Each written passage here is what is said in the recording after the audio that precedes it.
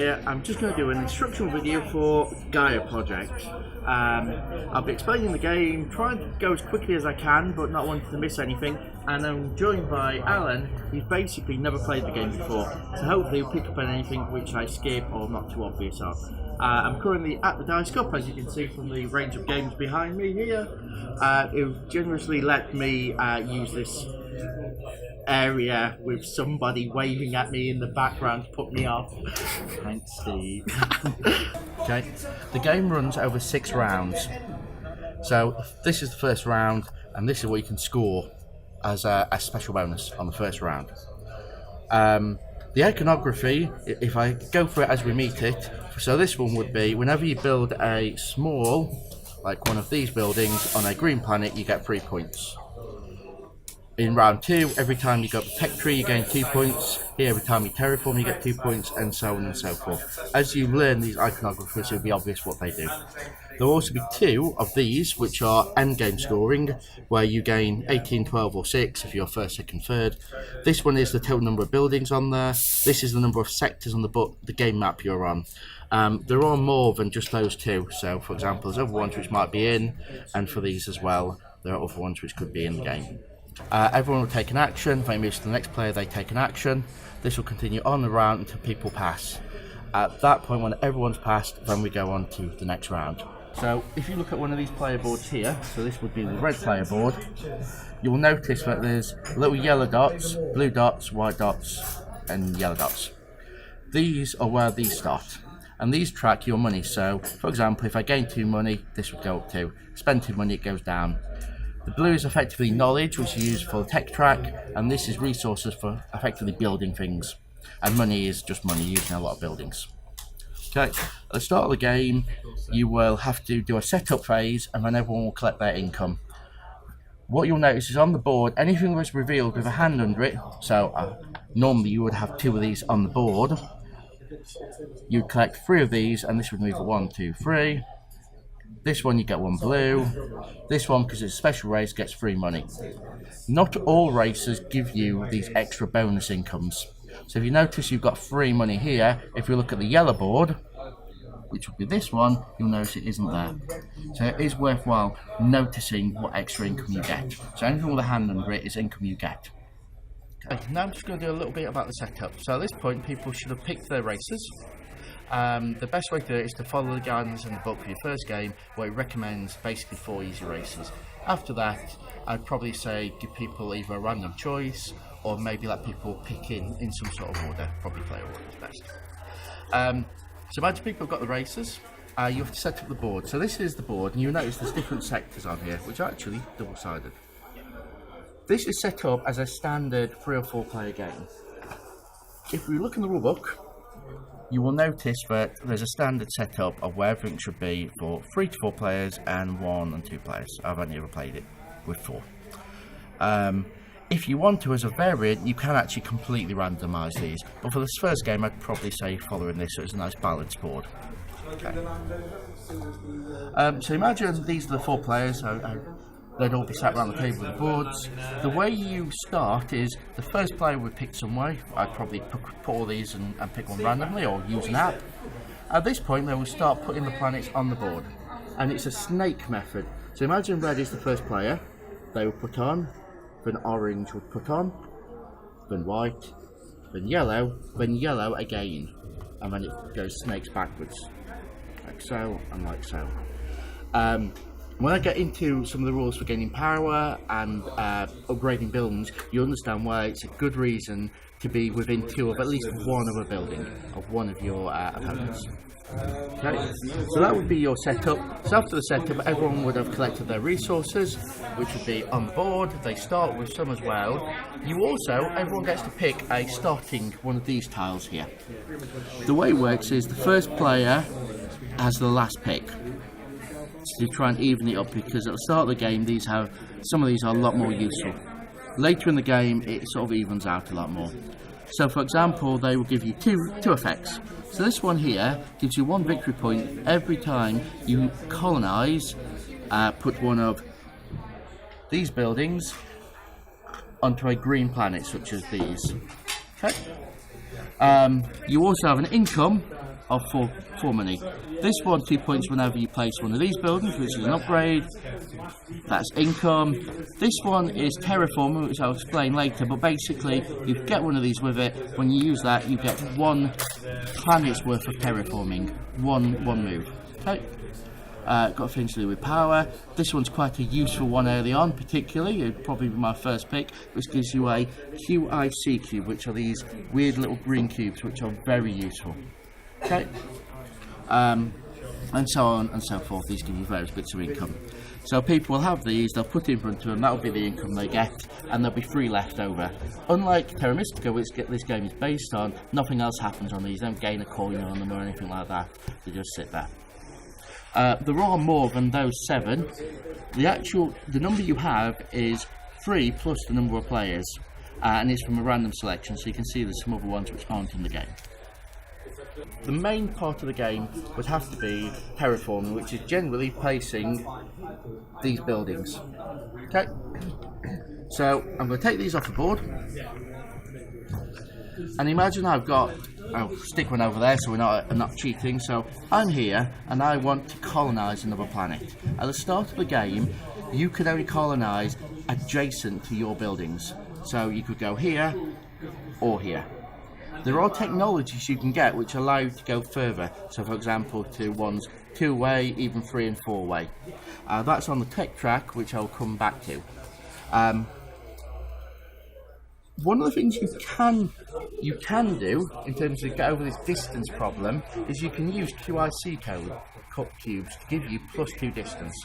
So for example, if I'm here, I could try and terraform onto this planet. This one has got 2 gaps, so it's 2 away, but I can use a green cube to give me 2 extra distance, so I could spend this and build there. The cost to build one of these is actually on your player board. So if I point to the player board over here, these cost 2 money and 1 of these resources here. Different buildings have different costs next to them. But generally, I think all the races, I might be not completely sure on that, it's the same cost. 2 coins and 1 white. Okay. The other thing you can build on, so you can always build on your same colour. You can also always build on the green planets, but these again cost you a green cube to build on it. You can use 2 green cubes. So if I wanted to move from this planet to here, it would cost me 2 green cubes. One, give me some extra distance. It gives me 2 extra distance, but I only need 1. And then another cube so I can build on this green planet. So you can see just why these green cubes are so useful. Obviously, you could just concentrate on the red planets and the green planets, but you're going to quickly run out of places to go. So what you can do is you can convert planets to be more habitable to you. And this is where this track comes into play. So if we can get a little bit closer, you'll notice you've got the different coloured planets. Okay. If I'm the red player, and what we actually do in our game is we put a cube of our colour on the planet, which helps us to know that's our planet. If you want to go into a planet which is 1 away, you need 1 terraforming.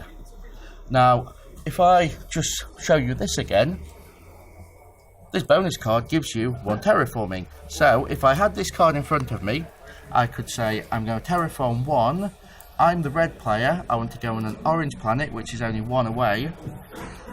I terraform on it and go on there. You don't put anything else on the board like in Terra Mystica. You just go, I'm now on that different coloured planet. If I want to go on another orange planet, I still have to pay to terraform. It's not like a permanent thing. Each time you do this, you have to pay. If I wanted to go into a yellow planet, I would need to go 2, and obviously a brown planet is free. So you've obviously got some planets which are better for you as a race, or easier to terraform. Obviously I showed you this, which can give you a terraforming. There's a power action which does it, or the one which is most common, is you can pay 3 white, 1, 2, 3, to terraform 1 step. If I wanted to terraform 2 steps, I'd have to go 1, 2, 3, 4, 5, 6.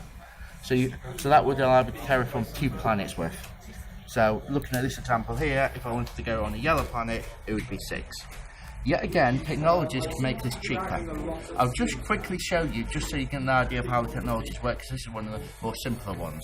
So here is the technology board. This is to do with terraforming. And if you look, it has, for each one of these, which is the terraform one planet, or move one planet distance, it costs you 3 white cubes. Here, if you get your technology up to here, it would only take 2 white cubes. Here, only 1 white cube. So you can use this to get cheaper. That's the equivalent to the upgrading your mining in the Terra Mystica game, but it's shared, it's not on your board. Okay, so that would be your terraforming actions. And obviously you can spread out and go whatever. You obviously need to have buildings spare to be able to terraform. Once all these are gone, you're going to have to do something to get them back.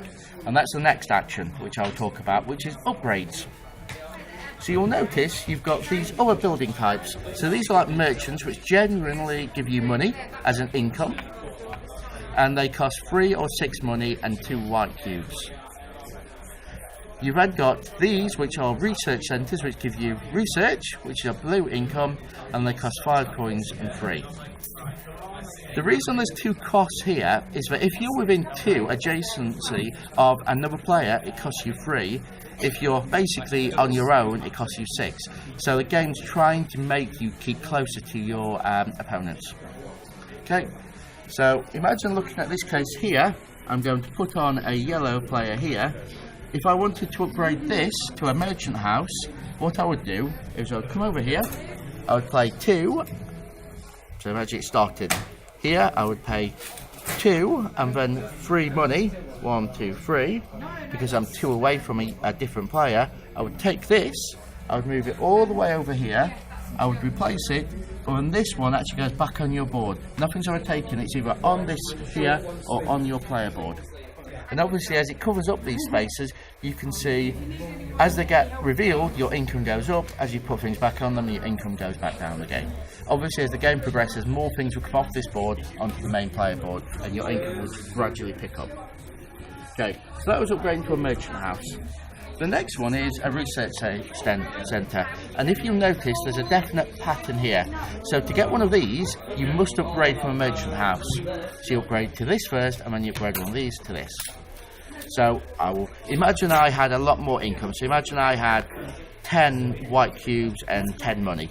So I can afford to do some of these actions. I'll leave that there. If I want to upgrade this, I would pay 5 money, and I would pay 3 white cubes.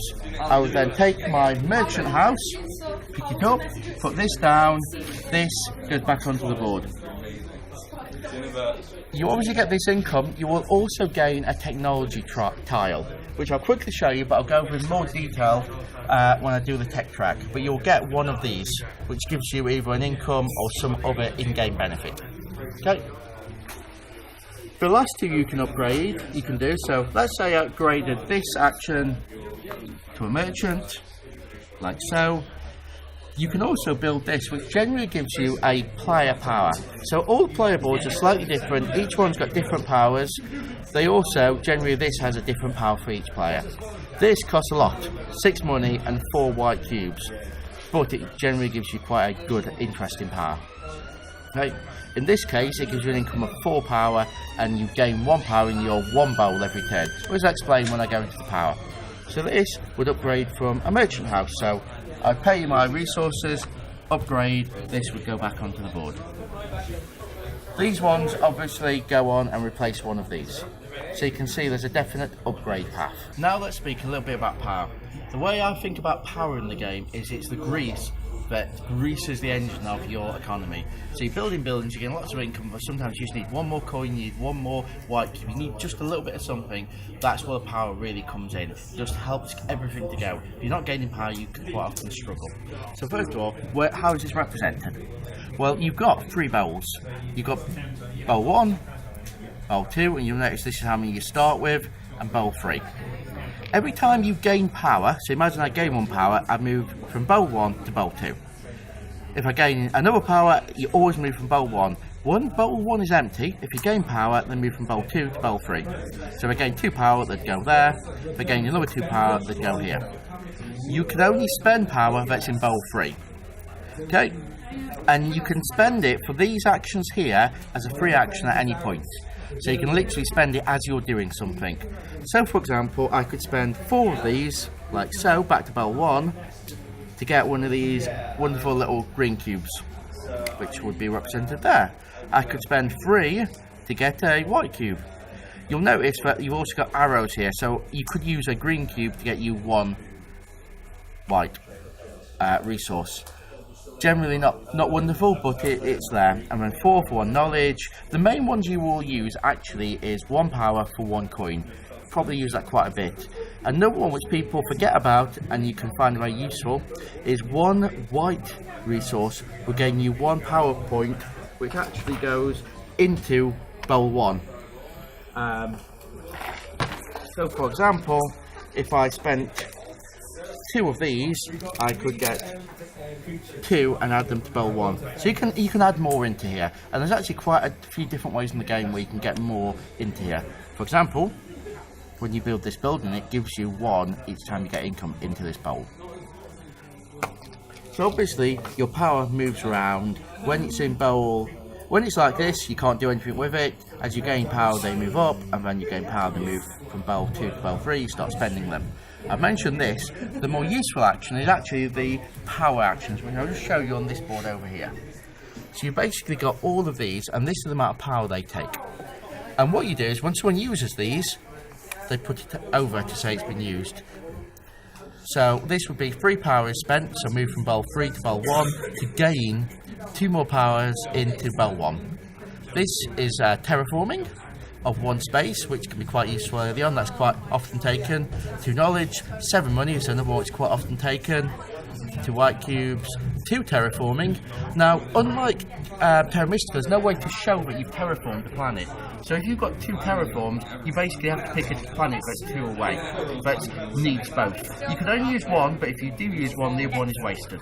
You can always, if you need to move 3 planets worth, and that action gives you 2, you can pay the extra of using white cube resources to move it on to do a 3rd one. Okay. So these actions, and as I said, the main thing is they get used up as people use them.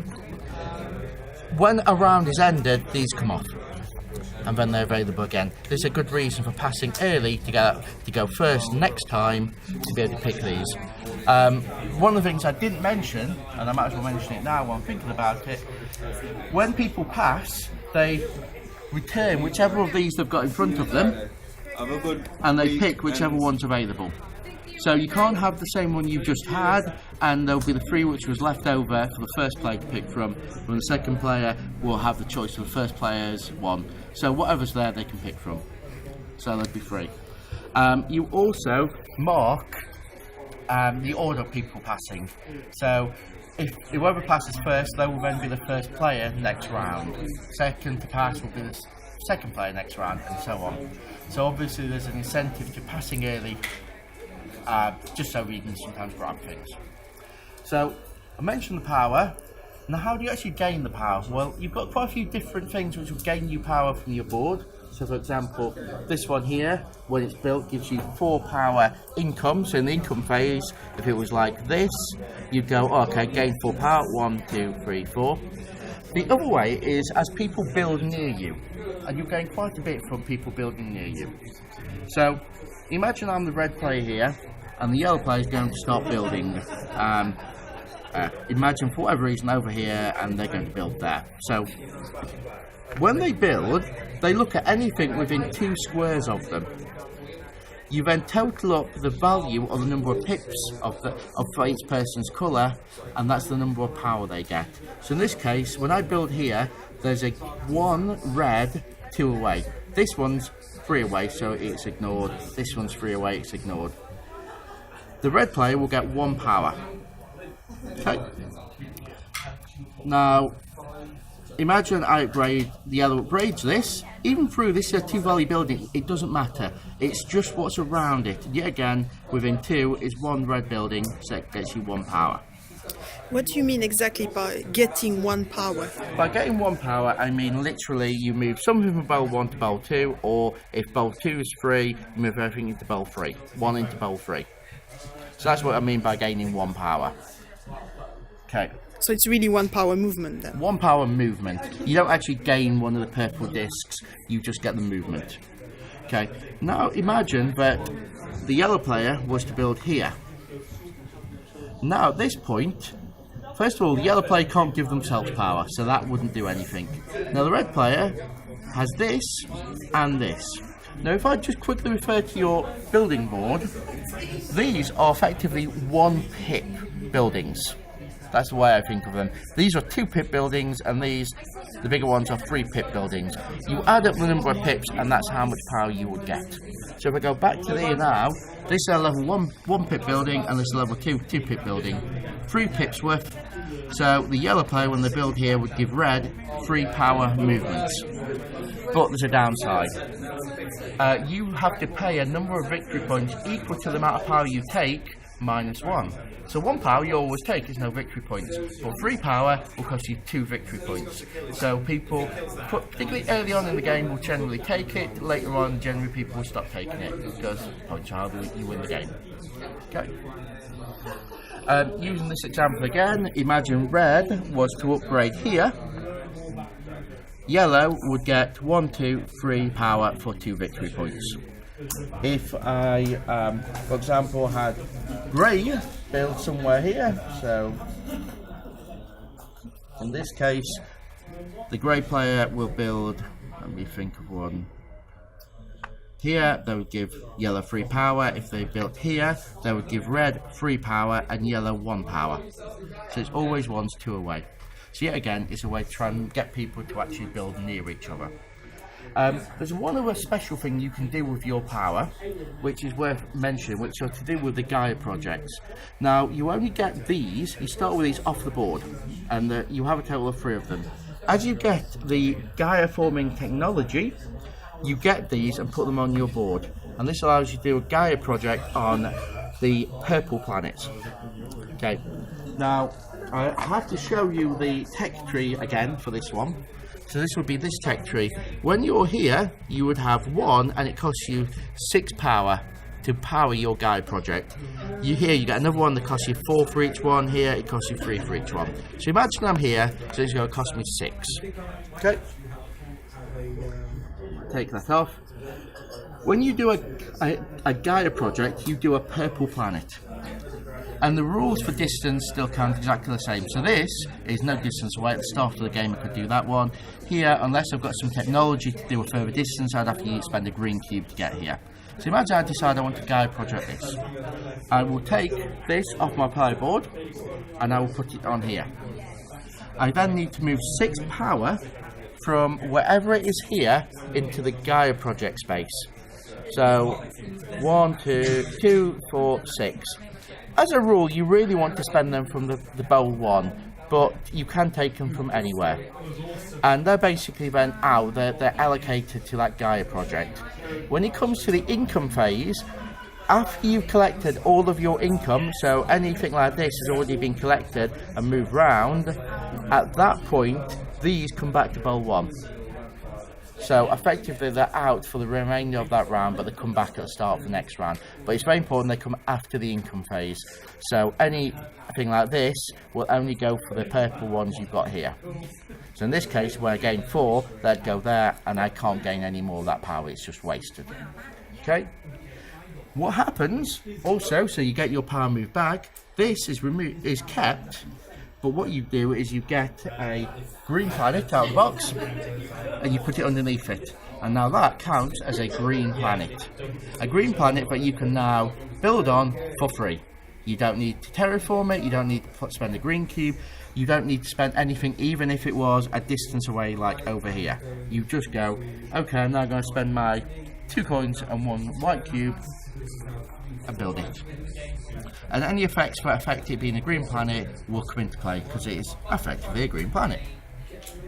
Okay. I think that's covered everything to do with power at the moment. So I think it's now time to talk about this tech track, which I've mentioned a few times, but I haven't gone into detail. So the first thing is, I'll move this down. Everyone starts at the bottom rank. Okay?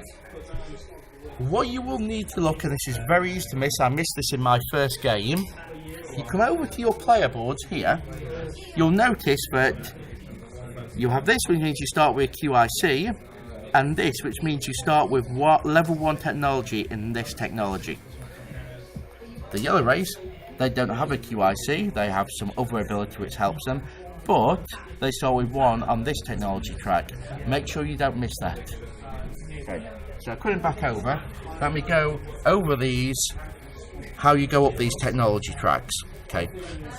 One of the ways is, if you build one of the research centres, and yet again let me point these out to you, these would be, every time you build one of these buildings, or one of these, you take one of these.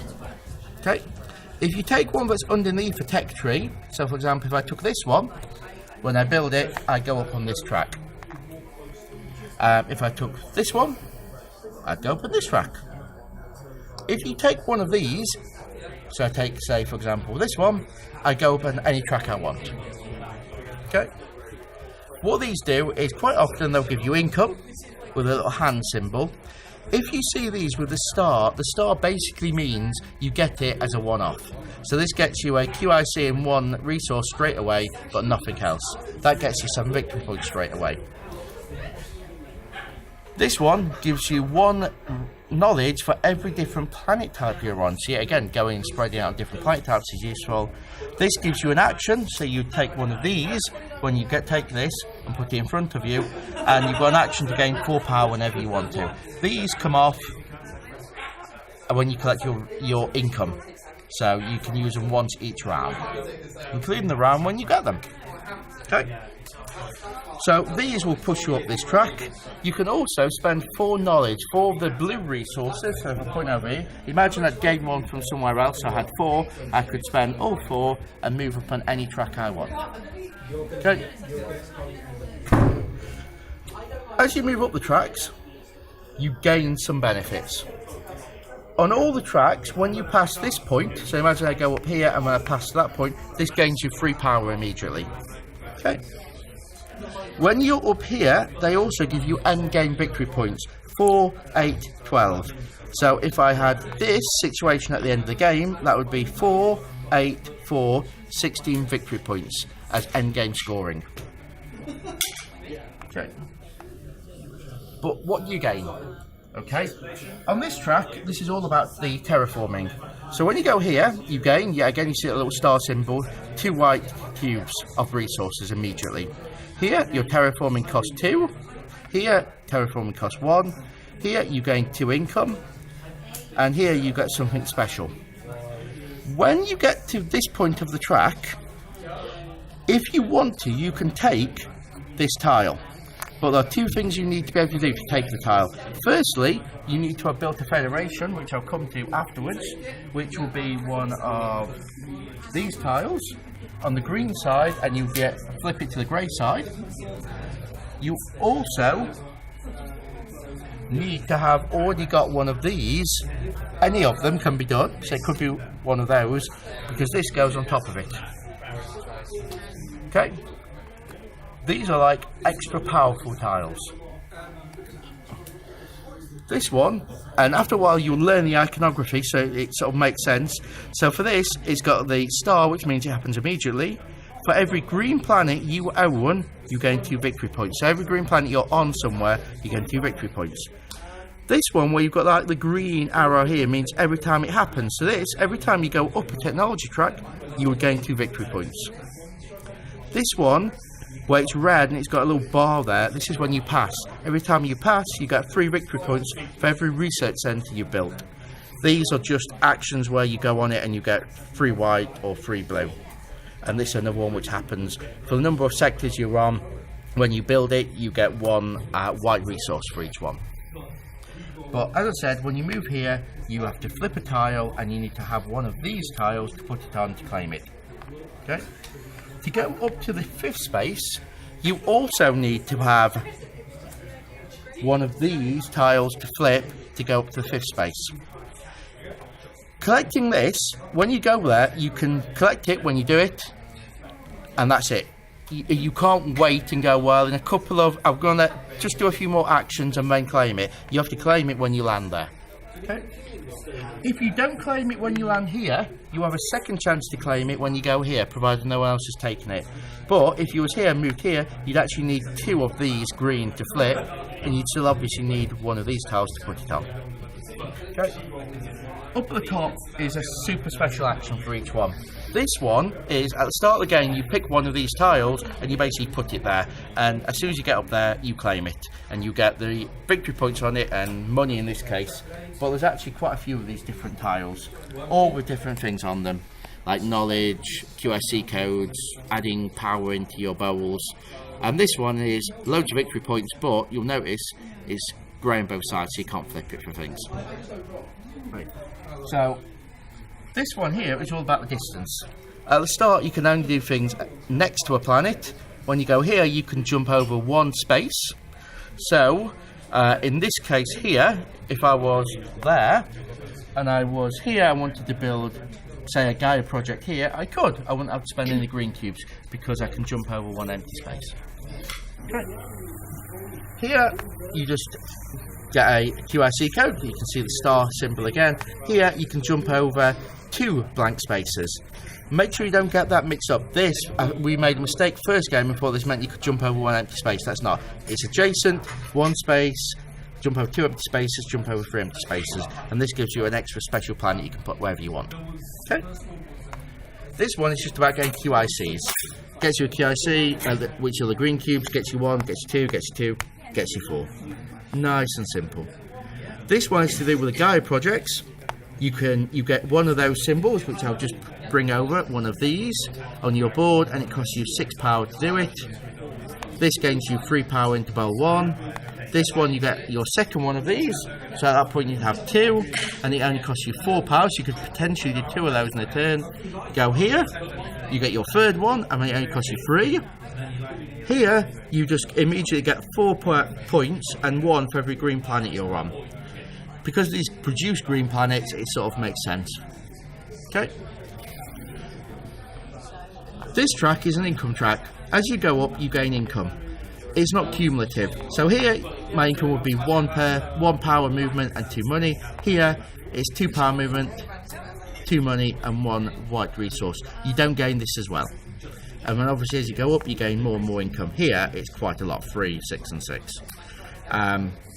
And finally, this is like the knowledge track. There, you get an income of 1 knowledge, 2, 3, 4.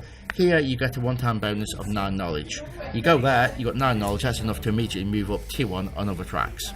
But obviously remember, to get up to the top, you need to have one of these tiles, which I'll just bring over again, to flip over, to be able to get to the top of the track. So, I did forget to mention federations, so I best mention those now. So, imagine I have, and I need to just put a couple more things on here. Let's imagine I terraform there, and I have, well, I did do it earlier, I've got this. So, the number of pips I'm going to count, 1, 2, 3, 4, 5, 6, 7. Okay, a federation is 7 pips worth of buildings. It could be as few as 2 buildings, it could be as many as 7 if they're all level 1 buildings. What you do is you will spend cubes to join them all up, and you have to go the shortest route possible. So if I want to join all these together, I'd put 1 cube there, which joins these 3, 1 cube there to join that in, and then 1 cube there. I couldn't like start going round, it has to be the shortest route.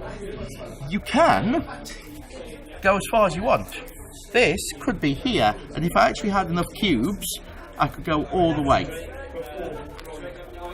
Okay? There's the downside, it costs you purple discs to build these.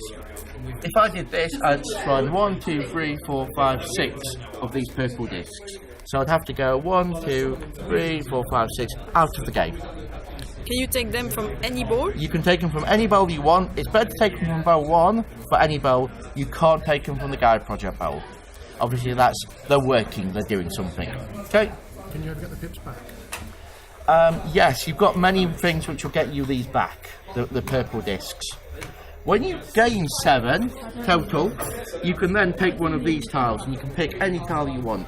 And each one's got a number of victory points and some bonus. So QIC, 2 knowledge, 2 white, 6 money, and these, as you said, just gives you points. And these ones allow you to flip them for going up that technology track. Okay. Is there any other way to gain the green cubes other than this track here? You can gain them here. You can sometimes this will have a green on them. The other place would be on your board. You can spend 4 power from barrel 3 to barrel 1 to get one. That's generally the ways I know about. There might be some races might have other ways, but that's generally how you do it. So obviously you use the green cubes for doing green planets, and you use them for extending your distance. There is one other action you can do with them, which is here on this board.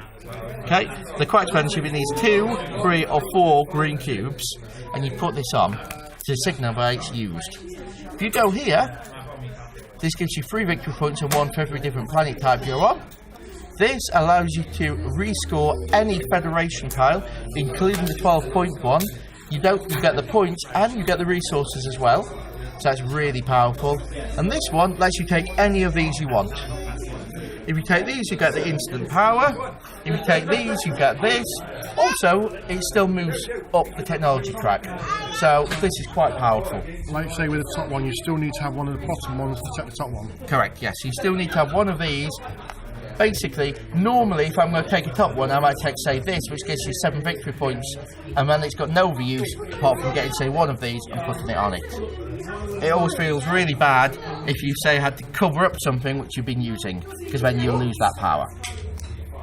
Okay, so obviously you'll have your 6 rounds, everyone goes until they pass each round, you cut your income, and you basically see the board expand, people using it with technology tracks, and at the very end you basically do your scoring. So you'll have scored some during the game.